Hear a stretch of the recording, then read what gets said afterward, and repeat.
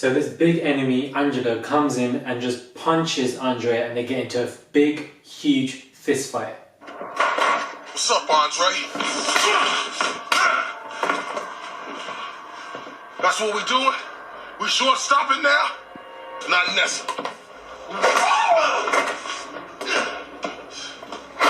Guys, it's Marali. Hope you guys are all doing well today. This was Season 3, Episode 4. Apologies for not reading the previous episodes, but I'm back on it now, back on Empire, and yes, this was an episode to watch. So many different grouping storylines that have potential to blossom and grow in the forthcoming episodes. Let's just get straight into it.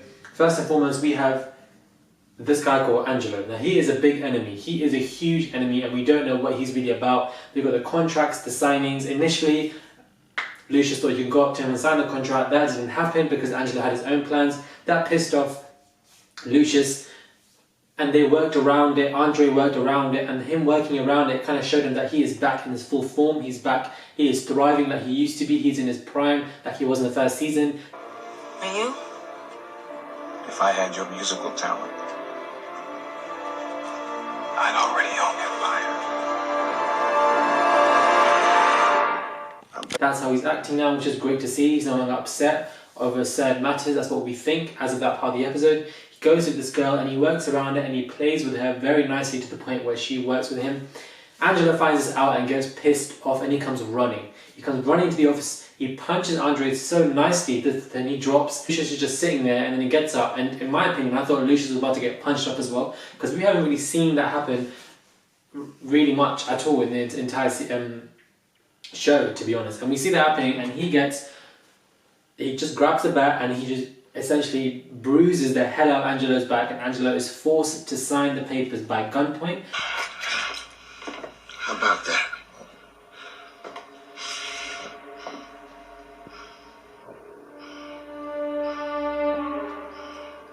At the end of the episode, we see him there preparing with different men, the guns, the army, giving them a speech as if he's sending them off, as if there's going to be a big war. Now that kind of shows that there's a lot to come in this season, and the main antagonist, the main enemy in this season is going to be Angelo. We're going to see what he plays into it. How's he going to do it now? Because he's got a lot of people and he's sending them off. Is he going to send them off directly? Is he going to plan around them? We don't know. That's going to be interesting to see, because Andre and Lucius have pissed him off and now he's angry and there are no setbacks. Lucius and Andre Lyon won a war. So we war. So we're going to see how Angelo gets into this one. This is going to be an interesting storyline to see how this is going to blossom when it comes to throughout the entire season. What was interesting for me is to see that Jamal, this upcoming kind of storyline, we see him finally coming over his PTSD. This kind of episode was like they're coming back, the repairment of certain characters, bringing them back into their full form, closure. This is what was going on here. And we have Jamal overcoming his PTSD by speaking to Frida, helping Frida, communicating with Frida more importantly, and attempting to get her out, and he succeeds with the lawyers and so forth because he knows the right people. I'm no snitch, but I'm gonna fix this. I am.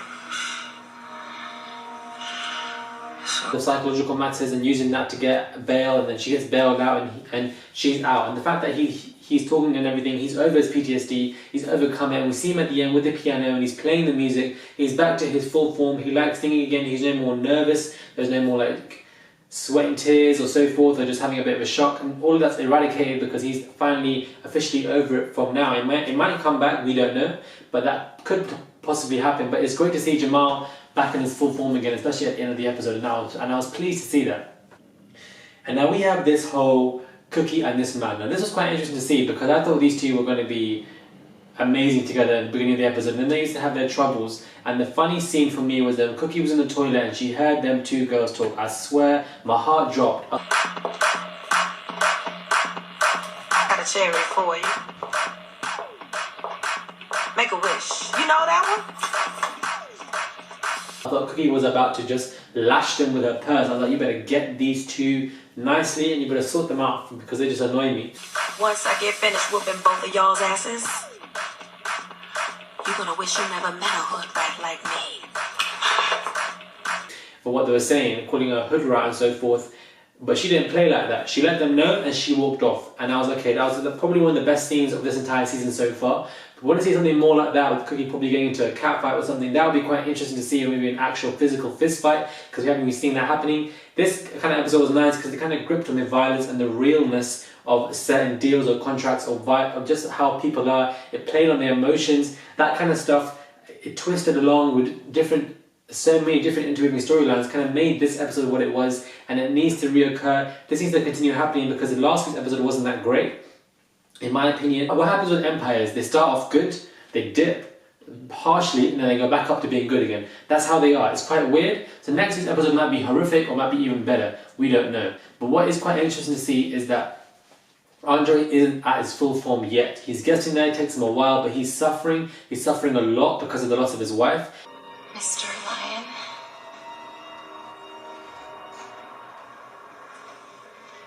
We can do it together. His previous wife who passed away was behind him, making love to him. It kind of just shows how fragmented his mind has become due to the loss of his wife. And we see what goes through his mind. It's interesting to see how he's playing and so forth, and that I kind of like how the writers haven't really just brushed her away. She's still there, she's still featuring. They haven't really brushed the problem. It's still affecting him. It's still impacting him to a severe amount.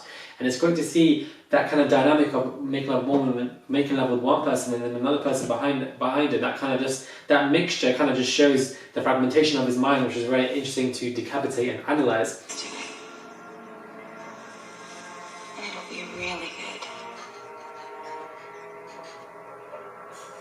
good. But so forth, those are my 4 main storylines. Angelo, the big enemy, what the hell is he going to do? Jamal coming over his PTSD and Frida obviously being freed. Then we have Cookie and this new man, because potential for these two, because they get back together, they talk, they overcome their small little issues, and Lucius gets upset, sending small little threats or becoming threatened by the fact that she's getting close to someone. That not only shows that he wants to have power and control, and that not only shows an insight into himself that he wants to control and govern everything around him, but it also shows that he does have some form of unconditional love for Cookie because of the history they have. So regardless of the wars or beef, they still love each other deep down.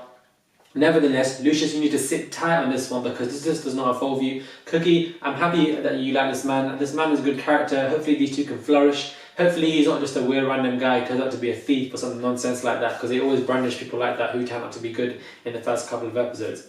I'm talking too fast, but that kind of shows how much I've got to say and how much I love this episode. Once again, Jamal coming with his PTSD, Andre coming to full form, but he doesn't really come to his full form because we see at the end. We have Angelo being the big enemy, Cookie, and this new guy. I don't know what's going on between them. So 4 or 5 different elements of great storylines, and then we have music obviously interplayed because it is obviously a musical drama, so they don't obviously lose that core element to the show.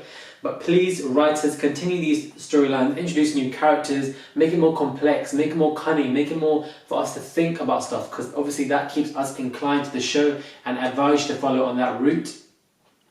Mariah Carey last week was looking great as well in the episode as well, but that was really good. Thank you guys for watching. Hopefully you guys enjoyed my smaller review. Hit me up on my Instagram, Murad_Morali, Snapchat, Murad.m, and my website, muradmorali.com. Show me some love and support, guys. I would appreciate it. Hopefully you guys like this review, and if you like this episode, comment below, and if you did like it, why not? Who's your favorite character? What are your potentials? What are your favorites? What's pissing you off? Let me know, and let's get into it. Thank you guys for watching my review. Season 3, Episode 4, Empire was a great episode. Hopefully they can continue this and we can see how the season goes, because I feel like the season might be one of its best if they play their cards right. But thank you guys for watching, and I'll see you guys soon.